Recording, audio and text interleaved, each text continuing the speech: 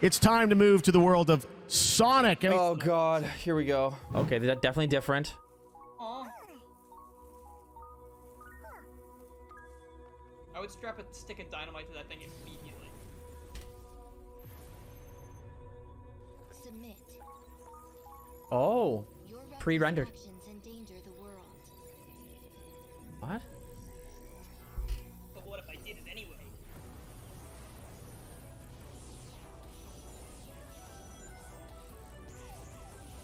Gee, I wonder what stages they are. Generations. Oh, beach. Okay. Generic locales. New gameplay. I really like how the Who's that? Oh, Hey, I Amy. know her. Amy, is that you?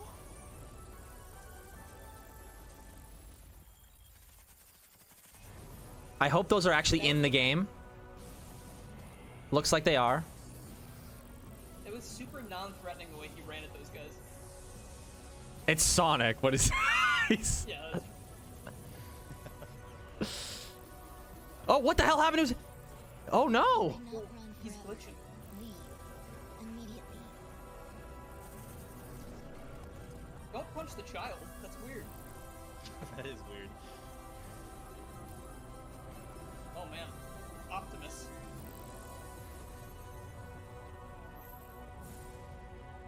So that's the story trailer that everyone was waiting for. So if people are complaining, which they will be, I'll be confused. Okay.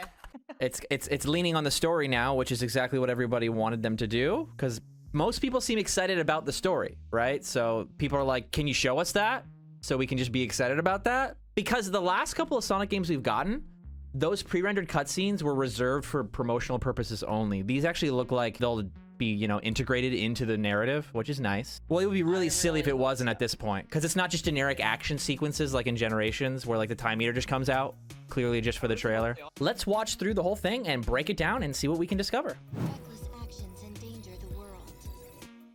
I like her voice. Your reckless actions endanger the world.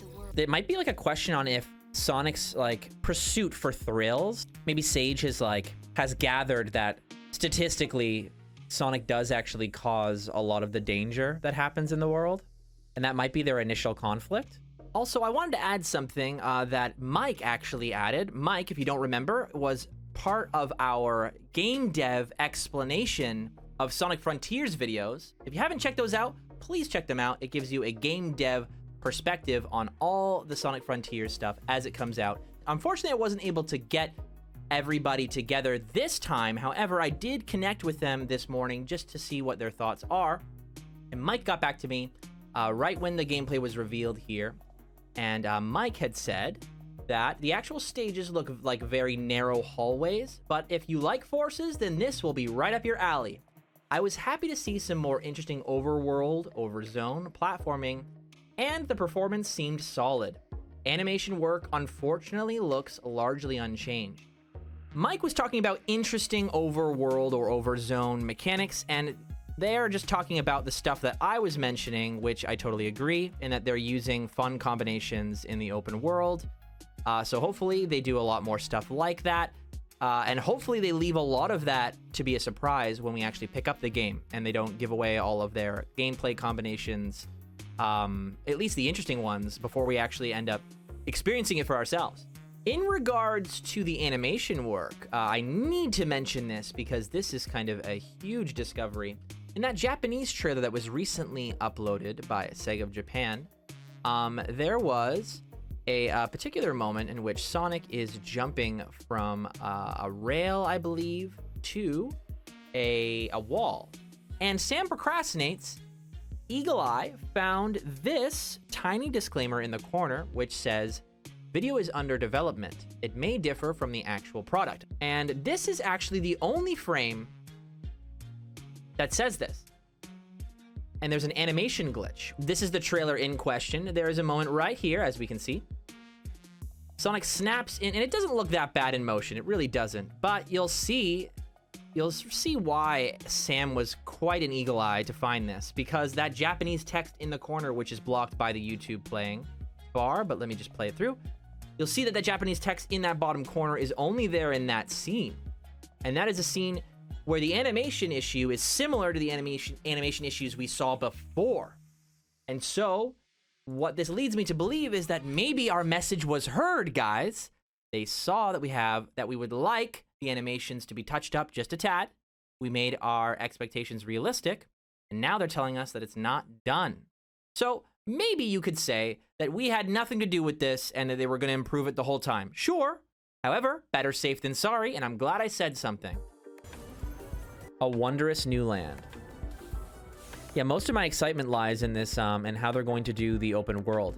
What I can also say to you is it just based on how narrative-based these scenes are and that there's actual dialogue, which you'll hear right here. Right? It seems like this is a scene that has to happen in the story in the middle of the game, right? This is not the beginning or the end, so it won't be structurally like Unleashed in that the beginning and the end has pre-rendered cutscenes, or even like Colors, where Colors has a pre-rendered intro, and at least it's in the game, but the narrative outro pre-rendered cutscene is in the game. It's looking like there's going to be, based on cutscene footage I've seen prior and on story information we've gotten up until this point, this seems like something that happened in the middle of the game, which means that we might get more than one pre-rendered cutscene to service the story. I am most excited for the story for this game, and now even more so. They want the visuals to look stunning to as many people as possible, and so they're not going the imaginative route with the environments.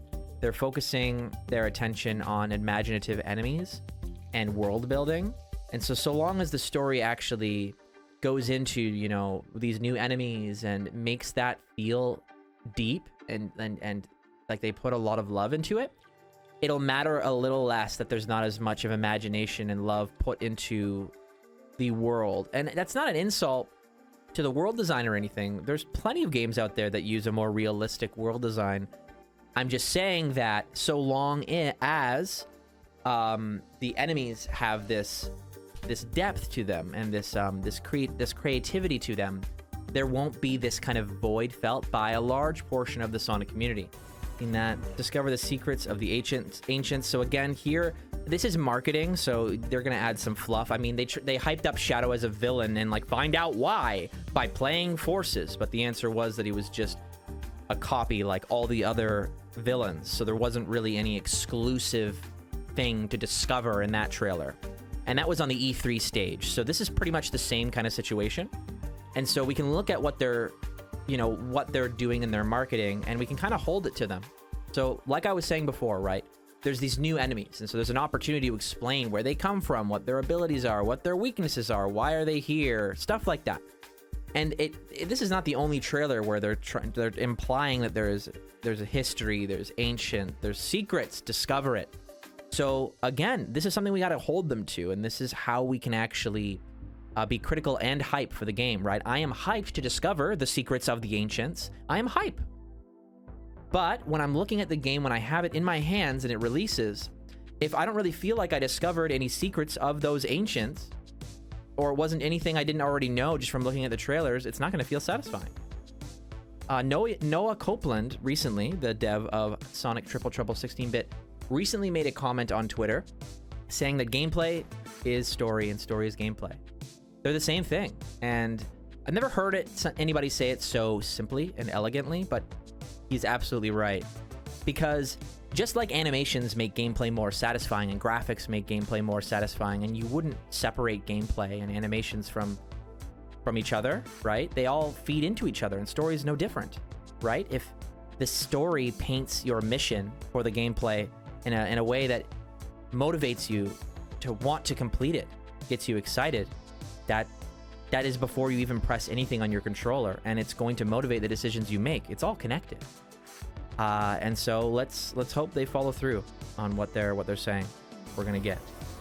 I will say that though these cutscenes do imply that things are certainly different in Sonic games. The status quo has been shifted. If you haven't been convinced of that already, knowing that we have a game that is much longer than any Sonic game that has preceded it, Azuka's already said that, and we already know this game is much bigger in terms of content than any game that precedes it. But here's another piece of evidence that we have these pre-rendered cutscenes that are seemingly intertwined into the narrative.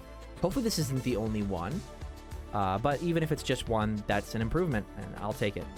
Honestly, I think I've picked this apart more than I even should. I like Sage's voice. That was my analysis on the brand new Sonic Frontiers trailer. Hope you enjoyed. If you want more content just like this, please let us know, and leave a like, comment, and subscribe for more Sonic the Hedgehog news and updates. This was Evan for Tales channel, and I hope you have a fantastic rest of your week. Peace.